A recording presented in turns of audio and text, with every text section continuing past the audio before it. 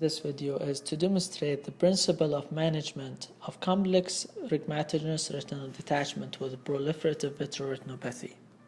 A 23-year-old man involved in a car accident and referred 7 weeks after his primary repair with total hyphema and closed funnel-shaped rhegmatogenous retinal detachment. My fellow starting the procedure by clearing up the visual axis from the hemorrhage and the membrane beyond the cornea. As you can see, he is using the cutter and the endolite to examine the membrane and to evaluate the retina as well. He will use the biome to examine the retina from inside. However, the complexity of this retinal detachment and the extensive proliferative vitreoretinopathy prevent him from proceeding further, and he declared it as not operable. At this point, I took over and further examined the retina using the endolite and shaft forceps to try to delineate where is membrane and where is the retina.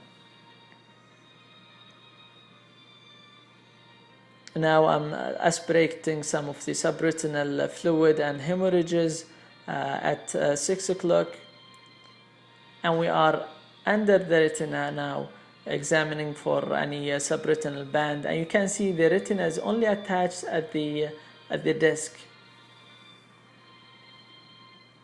However, there was no choroidal detachment or subretinal band. So further we go, as you can see here, the break is located at 12 and 6 o'clock, and we go further with the membrane dissection using the shaft forceps, trying to peel off the membrane from the retinal surfaces.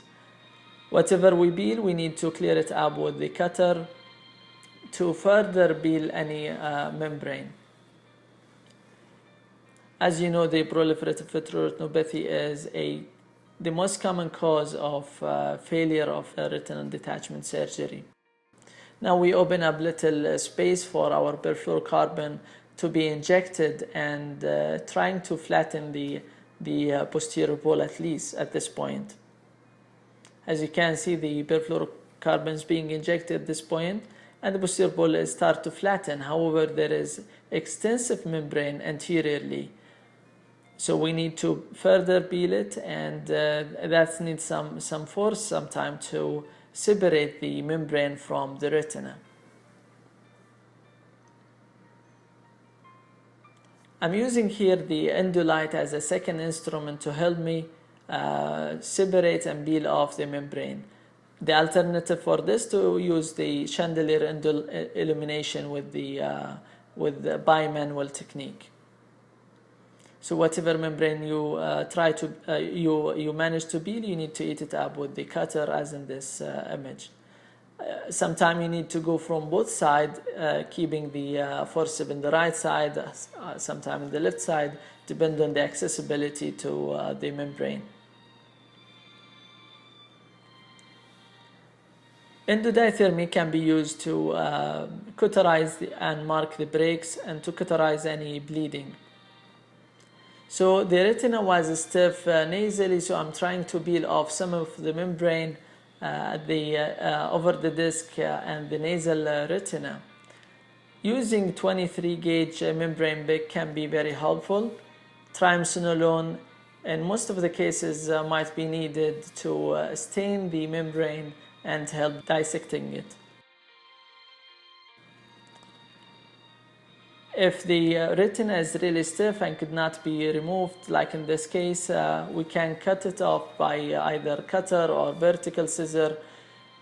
Especially the anterior flap, it need to be removed all, otherwise will result in reproliferation and recurrence of retinal detachment. You can see now the retina, the posterior pole, the nasal side start to flatten and the retina start to relax more and more.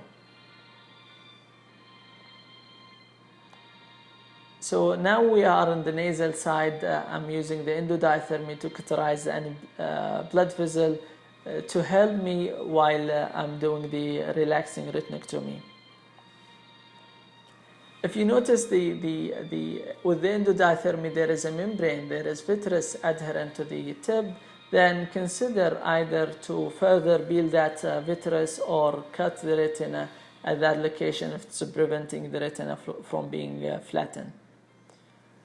Now we are cutting the relaxing the retina almost 360.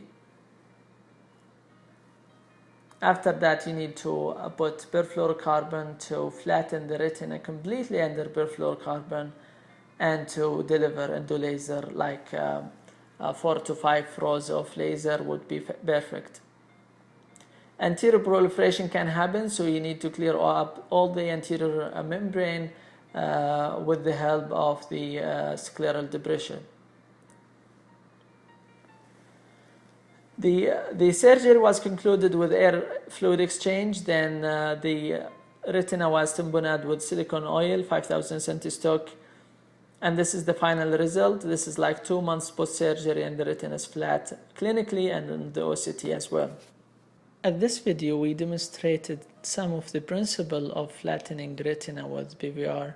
One of them, one should be patient and persistent. Second, adequate removal of epiretinal membrane and use of perfluorocarbon heavy liquid is very important. Third, removal of anterior tractional membranes.